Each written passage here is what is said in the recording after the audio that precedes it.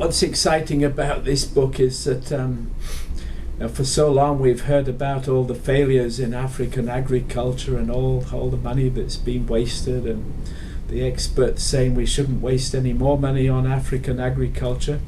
This is a book that looks at past successes. There have been successes out there, and these are successes that will not only they met two criteria. One was that they were significant in their scale, so they weren't just little success stories, anecdotal stories. They were things that happened on a larger scale, and they were sustained over time. They weren't like Christmas lights that just flashed like so many things have in Africa. But this is a book about a number of real successful developments in African agriculture, things that have been overlooked by many experts, that have gotten lost in all the gloom and the doom about what's gone wrong in Africa.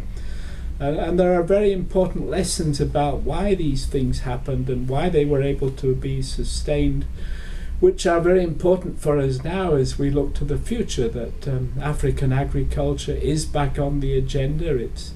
It's a must. Africa is now becoming a major food deficit region in the world at a time when there is less food in the world to feed them. They have to grow more of their own food.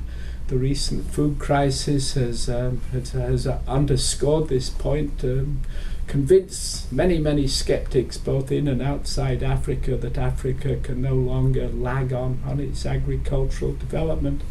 So there are really important lessons from these past successes which tell us how to move forward successfully, how to avoid repeating the failures of the past with all this new money that's becoming available.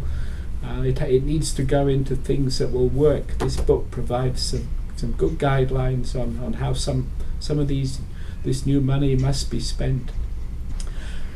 Because this is the book that gives you the recipe for success. But it's a tough message, because what it says is that agricultural development is difficult. It's not like some interventions, like bed nets, for example, where you, with a lump of money, you can buy a lot of bed nets and you can distribute those quickly and you can see immediate impact on human health.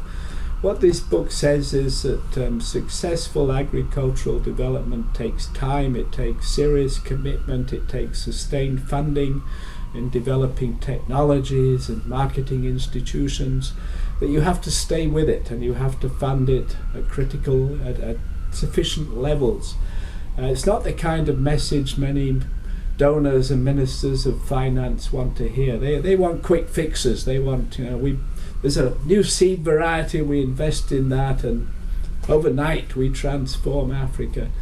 The real successes have happened when governments and donors have taken a long-term view. They've invested, sustained that investment over time at adequate levels. There's been real change on the policy or the institutional side. These things have come together, and over time it's led to real productivity increases, real improvements in welfare.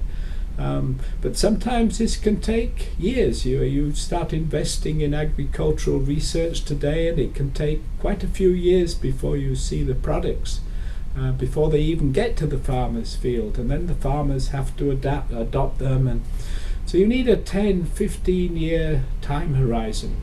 We can't solve Africa's food security problem in 3 to 5 years, no matter how many World Food Conferences we have, or no matter how many billions we throw at the problem. It's going to take time.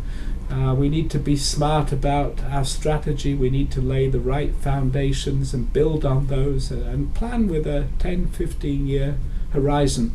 And that's not going to be the most popular message that comes out of this book.